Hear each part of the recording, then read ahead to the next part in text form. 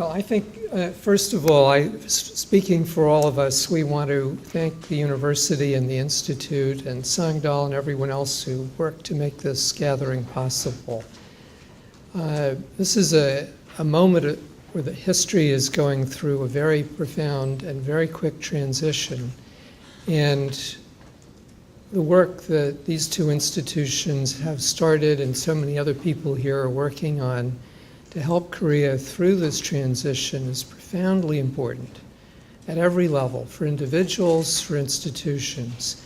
And so I'm privileged to be a part of a community of some 3,000 of the world's best social entrepreneurs from every continent.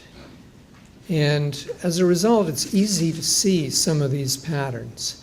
So what I hope I can do is share with you a sense of what is this change in the strategic environment, and then what does it mean for companies, cities, countries, us individually. It's one of those very rare moments where everything is changing and will have to change, and at a rate of speed we're totally unaccustomed to. So before going into the main part, let me just give you a quick overview of that so that we can keep that in mind. For thousands of years, the way we've organized human society is that a few people have guided, directed, managed, told everyone else what to do. And that worked because most people, virtually everyone, was doing repetitive functions. But the fundamental fact that we have to deal with is that the rate at which change is accelerating is exponential. And it's not just the rate of change, it's the number of people causing change and the combinations of people causing change.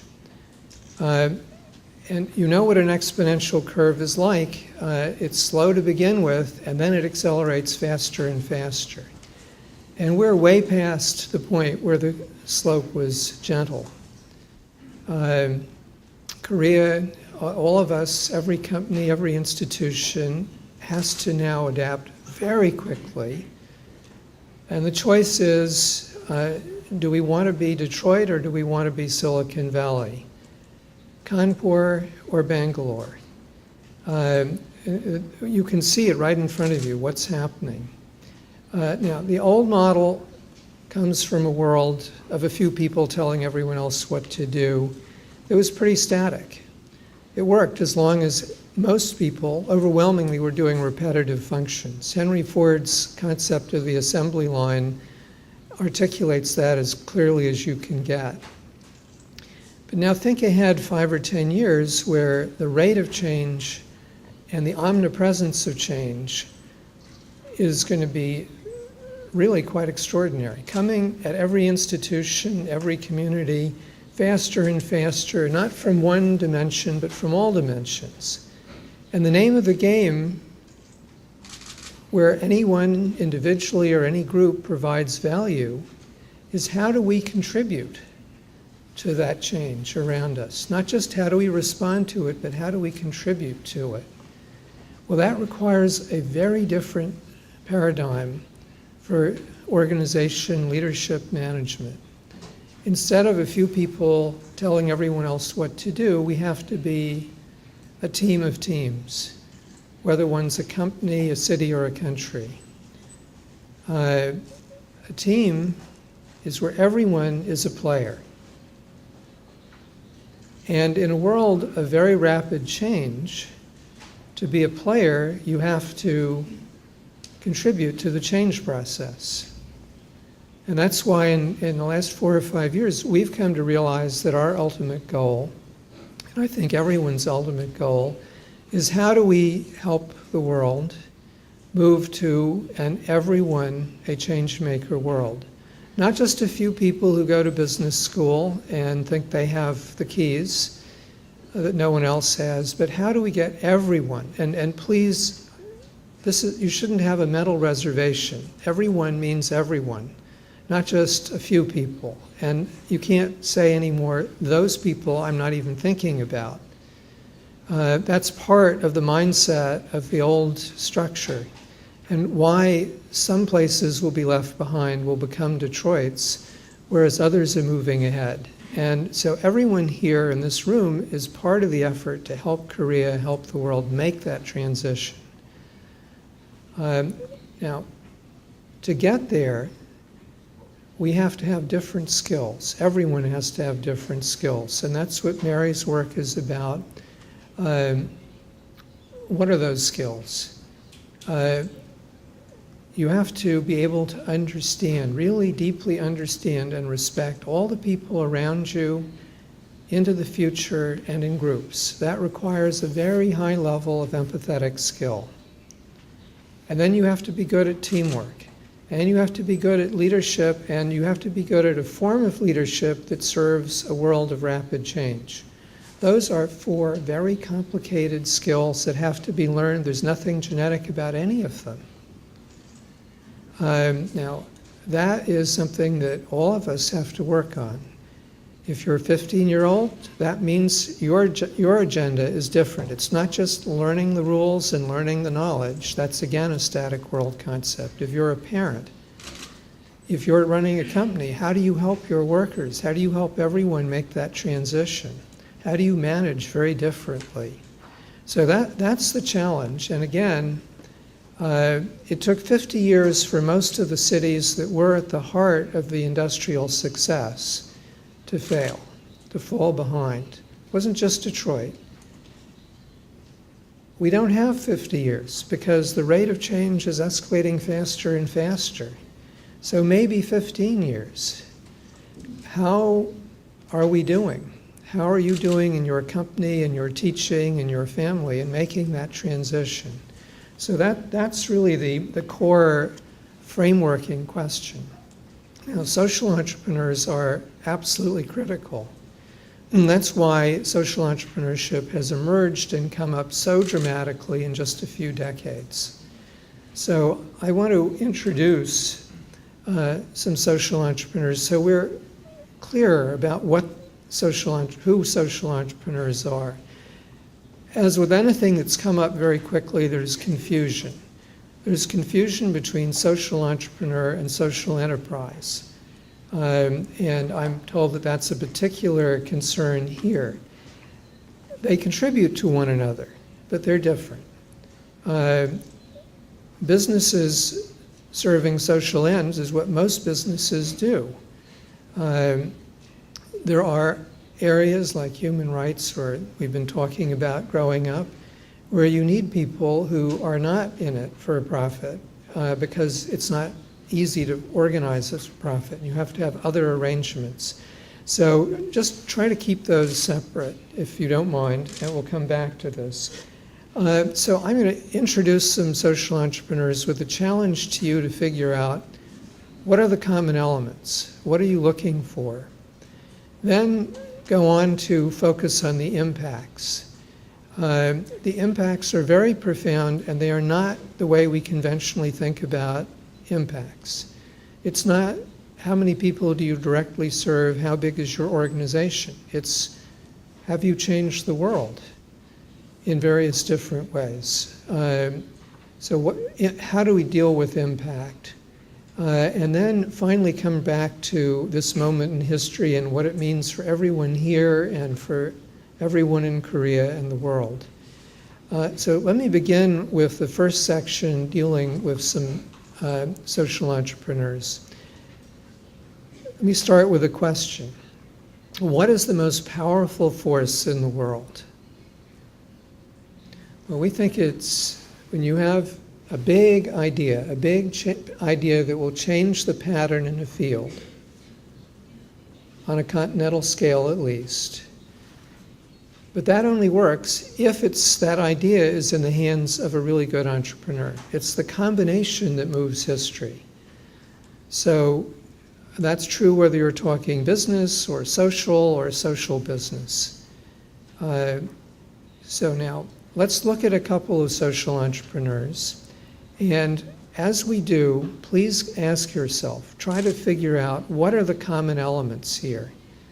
Because if we want to encourage social entrepreneurship in Japan, in Korea, we've got to be clear about, oh God, I always mess up technology, and now I've done it. What do I do now?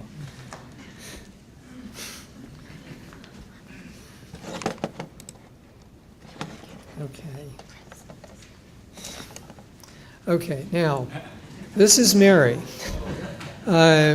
She will explain her work to you, but she will not tell you about herself. She's much too modest. So I thought I would start by introducing Mary. Now, I have consciously chosen Mary and 4 or 5 others that Pamela and Vishnu, who runs a major part of the program in India, and Nana, who's here from Japan, and others already know. So we can share these examples as we talk during these 2 days. Mary was a teacher in Toronto. She saw something that was very disturbing. More and more children, when another child made them uncomfortable, the only response was aggression. Well, that of course leads to a path where those children are not going to be effective in society.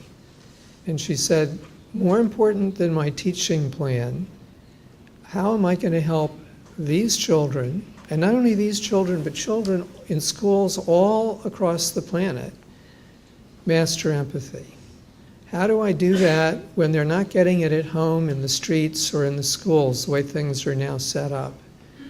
And to do that, she had to design something that was really simple, because as you know, trying to change a school, let alone a school system, is difficult. They are among the more conservative, should we say, bureaucratic institutions in the world.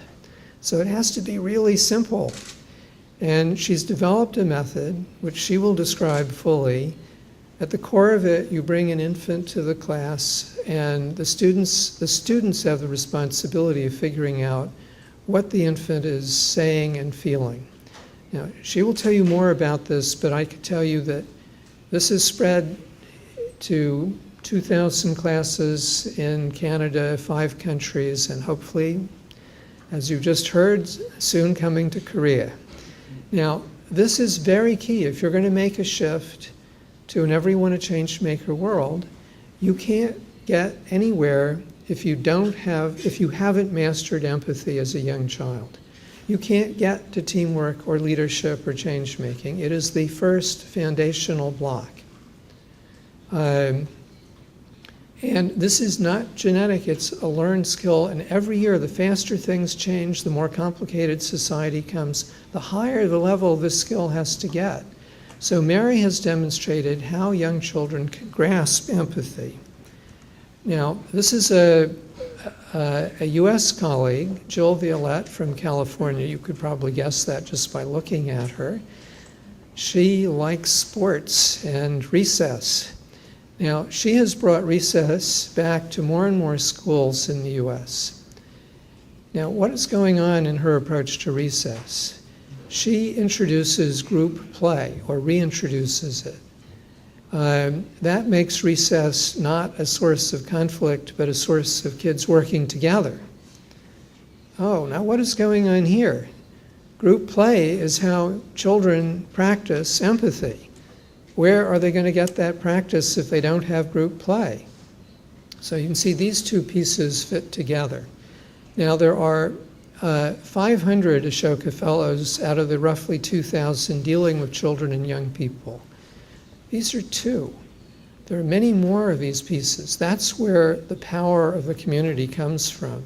Seeing how we can see the patterns and then work together to make them happen. So Mary and Jill are 2 of the 4 US Canadian Fellows who are part of the empathy team that are bringing leadership to the community of social entrepreneurs there, so that 5 years from now, every child will master empathy. Right now, how many principals of elementary schools in Korea have ever thought about the fact that they are failing, profoundly failing, if they have 1 second grader who has not grasped empathy? Has it even crossed their mind? This is not a Korean problem, this is a worldwide problem. It's not part of the definition of what growing up is about. But what is more fundamental? If children can't master this skill, what's going to happen to them in life? They're going to disrupt institutions. They're going to hurt people. Why? Not because they're bad people, but because the faster things change, the fewer things are covered by rules. The rules haven't been invented yet. They're in conflict. They're changing. And so we depend on people more and more to be very skillful at being empathetic. Then they can be team members. Then they can be players and contribute. If they don't have it, they're going to be marginalized. They're going to be rejected and thrown out. That's the cruelest, most awful thing you can do to anyone. How wasteful, how really criminal if we knew what we were doing. Well, we as a community hope that in 5 years, at least 80% of the elementary school principals and many of the parents will understand this, and this will change. Here's another story. This is Rodrigo Baggio, who's a Brazilian fellow. And what he saw growing up in Rio de Janeiro was that he loved computers. His middle-class friends were into computers, but when he went a few hundred yards from his house into one of the favelas or slum, the kids there were not getting it. The gap between the middle class and everyone else was just growing. So he said, how do I bring this digital revolution to poor kids? He saw that they were very capable. He saw that the people in the slums were very capable, so he came up with a very simple solution. And I should say he started this before the phrase digital revolution, digital gap had even been invented. He said, look, the people in these communities, they can build the schools, they can run them. And the kids, the young people themselves can play a major role in helping one another learn. They have the motivation. Now, the results are that he has had 1.3 million people graduate from these schools. They have a high, high success rate. He's in 15 countries, some in Asia as well as Latin America. Now, there's one element in this model. He looks to the young people to play a key role. This is the second big theme, and he's dealing with older young people here. So young children must master empathy. Teenagers, 11, 12 through 20, they have to be practicing, causing change. That's the only way they can master teamwork, leadership, change-making on a base of empathy. So he's another part of this mosaic of the 500 fellows. And now, I'm going to leave education and children for a moment, but we will come back. But I hope you've been asking, what are the common elements here? And I'll give you a few clues. All three of these people gave themselves permission to see a really big problem and to imagine a solution. And they did not imagine a solution for one school or one neighborhood. They thought about the world, the whole of society. And they're succeeding at doing that. Now, how many more people could do that if they just gave themselves permission? So there are other common elements when you think about this. Now, this is not a fellow. This rat is a giant African rat. The rat is quite intelligent, has an extremely good sense of smell, and has other advantages. Now, what is this rat doing? He is sniffing for landmines.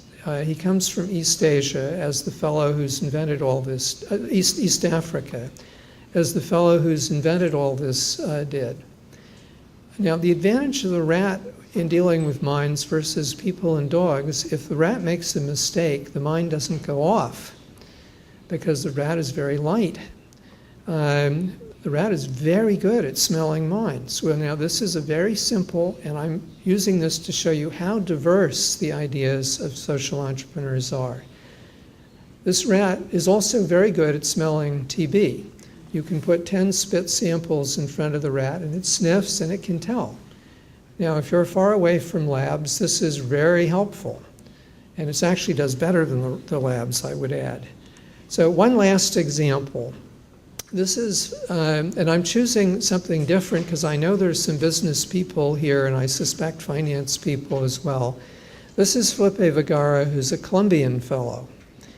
And he has looked at the way we finance education and said, this doesn't make any sense. You'll note the pattern here. willing to see big problem. The way in most of the world education is financed is the government invests in building places, veterinary schools, undergraduate, graduate, whatever. There's no market clearing price. You have no idea how many places are needed of what type. The government then tries to make places accessible, so they charge 30% of the real cost. Now, I bet you a lot of people here have been through Economics 1, and you can tell me what happens when you have something in scarce supply that people really want, and you underprice it. There are other distribution mechanisms that go to work. Influence is the nice word. Corruption, when you get to certain other places, becomes very overt. I have the father of one of my closest friends in India, in whose house I frequently stay, created 9 law colleges in Mumbai. And every 5th or 6th dinner, someone comes to dinner, and towards the end of dinner, the conversation goes like this. To the father, my friend's father. Oh, do you know my niece? She's really quite intelligent. Yes, I've met your niece. She's very intelligent. Don't you think she would be a good lawyer? Oh, yes. Why don't you have her come and see me? And then niece gets into law school, and there's a favor that's owed the other way. In Nigeria, where you have hyper-corruption, it's not so subtle. There are prices on these things. Now, every young person knows this. They know in the first major part of their life that they are entering into a system that's corrupt. You could have 1 million police people, you won't stop it because you don't have enough supply in the right places and you don't have pricing. So what Felipe has done is he's set up a series, so far 18, 19, for-profit human capital funds. And you can invest in 10,000 Peruvian undergraduates.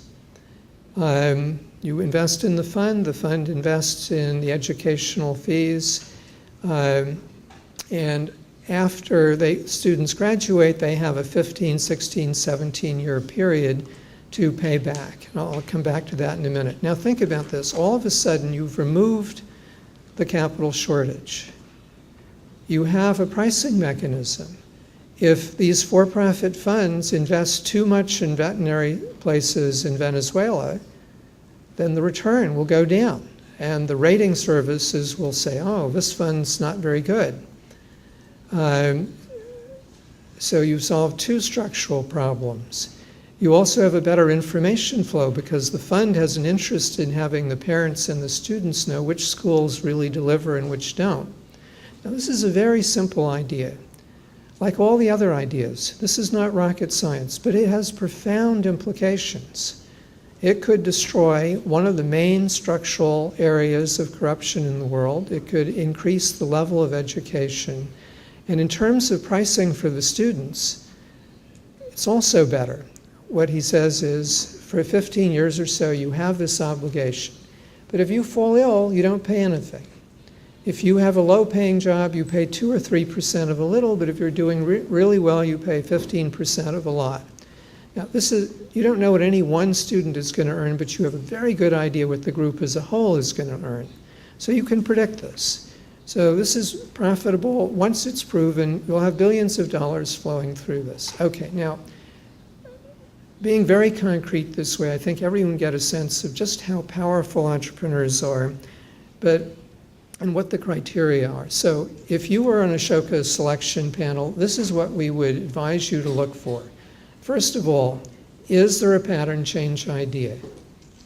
If there isn't, stop there. Then there are 4 other criteria. Is the person creative in goal setting and problem solving? Is the person of high entrepreneurial quality? Now this is very, very important. We do not mean getting things done, managing, being a good leader.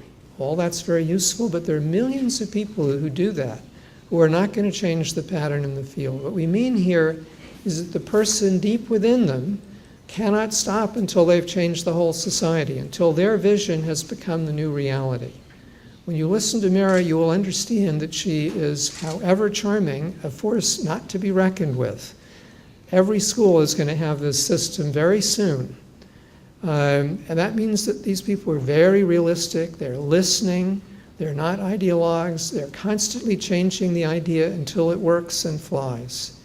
Right? The third one is not about the person, but once Mary or Rodrigo's or any entrepreneur's idea works in one place, can you see that it will fly? That other people will say, yes, Mary's idea is a really good idea. We want to have this in our community. We're going to make this happen. And then finally, ethical fiber. This is really profoundly important. We work as a community. If one person out of 20 in the room is untrustworthy, you don't have a community. You have polite conversation, and it doesn't work. More important, or equally important, think about what an entrepreneur does. Every time an entrepreneur comes into the room and sits down with someone and asks them to do something, we're asking that person to do something unreasonable. Anything that is unfamiliar is by definition unreasonable. And yet time and time and time again, they do it. Now, why do they do it? It's not because we have brilliant words. The first test is that people, their early development brain goes to work, and you walk in the room and they say, oh, this person, I trust this person. And then they realize that the idea and the person are married. There's no difference. Well, you trust the person, then you trust the idea. Now, that's 90% of the transaction. And if people don't trust the entrepreneur is not going to get people to change their lives and how they do things. So ethical fiber is profoundly important. Okay, now here is an average of 8 years of results. I mentioned impact, so I'm now going to start on 4 levels of impact. This is the impact of the individual fellows. So almost all are continuing full-time. This is 5 years out after their startup and election. 90% roughly have had independent institutions copy their ideas. Over half have changed national policy within 5 years. And now there's a new measure that we didn't have for this average. The Corporate Executive Board, which did this evaluation for us last year, added a new measure, and that is that 76% of the people elected as Ashoka Fellows by the end of 5 years had changed the pattern in their field at the national level. So they didn't change national policy, but they changed the pattern. Now, this is important because there are entrepreneurs, social entrepreneurs in Korea. They can have this sort of impact just making them more visible, finding them, helping them find one another, connecting them to the global community. You have extraordinary impact. You elect one Mary Gordon and all sorts of things start happening.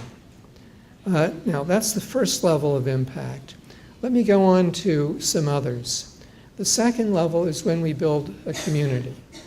The community is much more important. The impact is much more powerful than the sum of the individual pieces. So a few days ago, one of our Thai fellows had her office, consumer protection office, burned to the ground accidentally in the midst of the troubles in Bangkok. And others have come to her help. We have a mutual help security program around the world where fellows help one another. As you know, the world is not getting to be a safer place. It's a more dangerous place.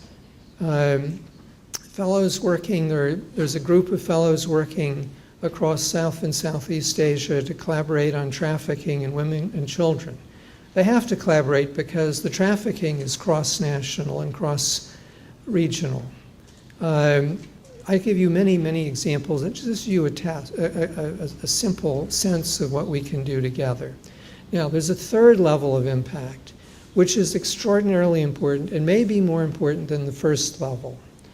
And that is that every social entrepreneur is a mass recruiter of local change makers.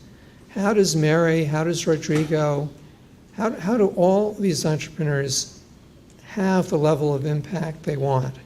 Well, they can't do it by taking over all the schools in the world. That's just not going to happen. So And we don't have the constraint that business does. Business wants to capture a market and dig a moat. That's the ideal. That's not our ideal. Our ideal is to change the world. So the pattern of impact you want to look for in the individual is, it's not how many employees does Mary have.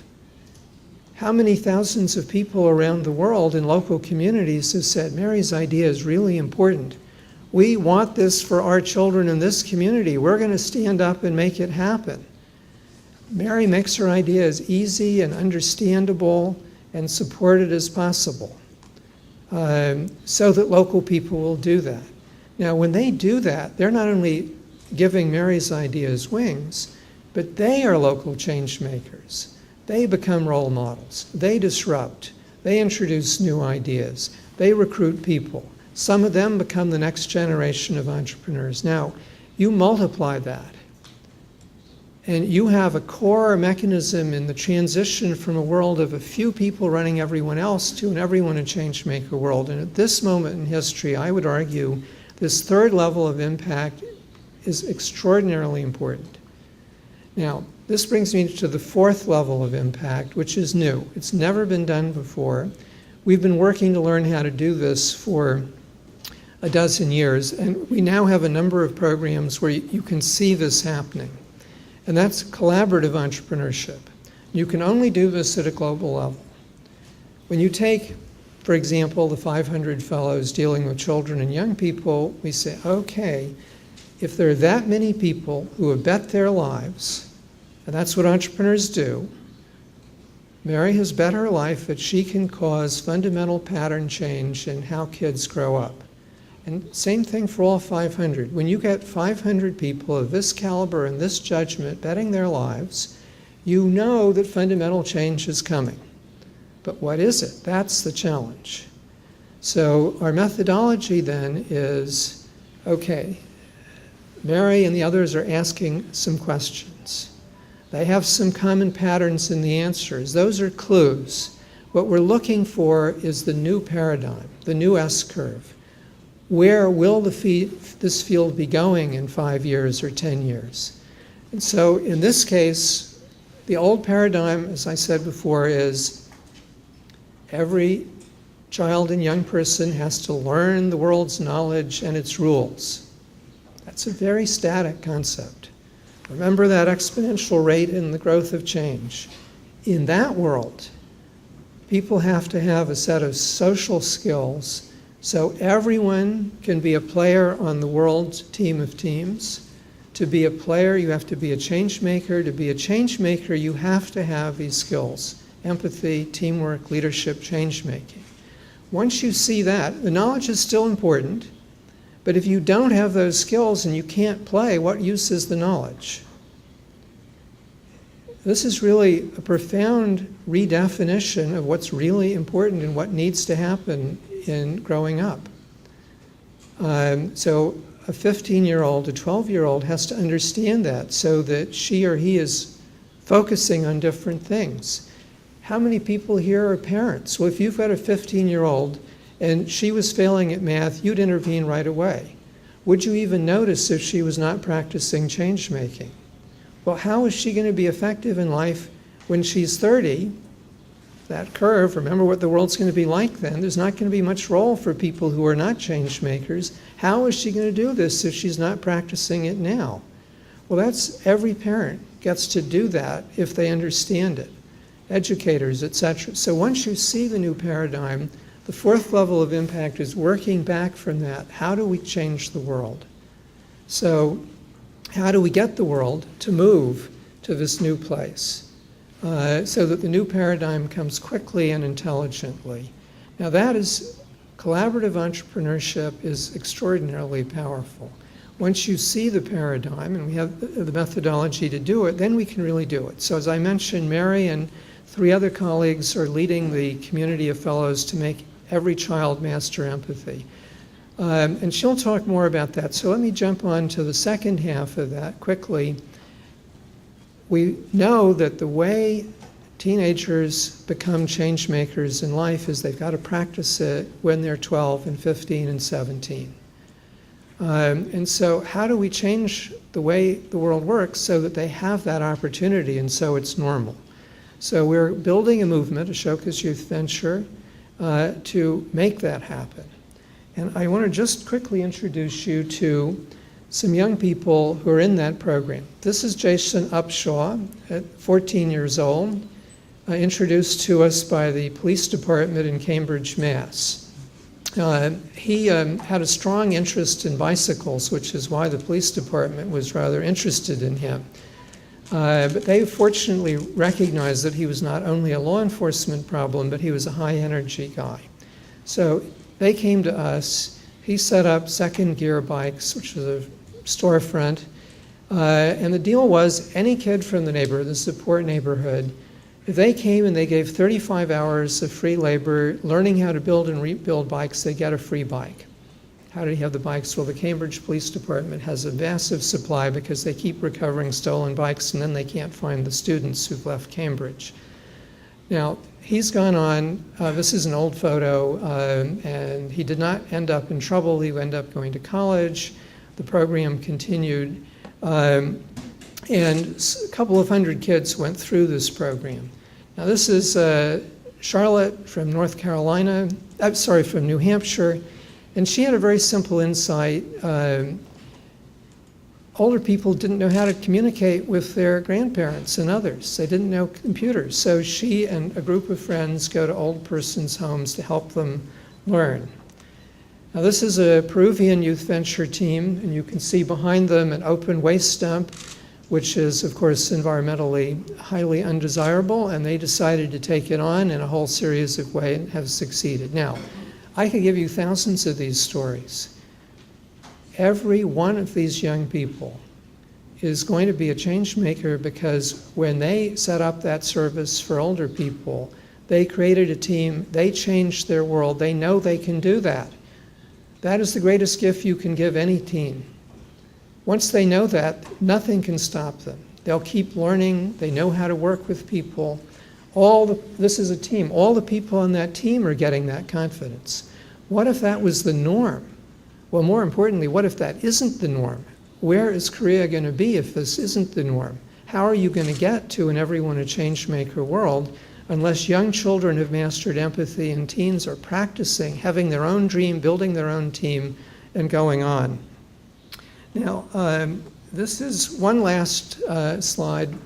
This is jumping to something very different.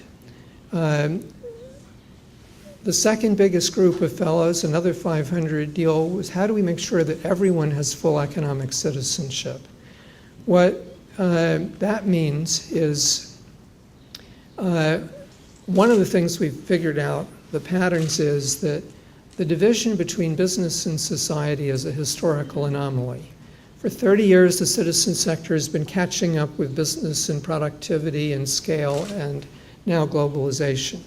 The two can actually work together, which is very new. This is part of a change in the strategic environment. So historically, we've had a business system and a social system serving every need. Housing, this is health, not talking to one another. Well, now they can come together. Instead of having two disconnected systems, you can take the strength of each and create one business system, a social business system.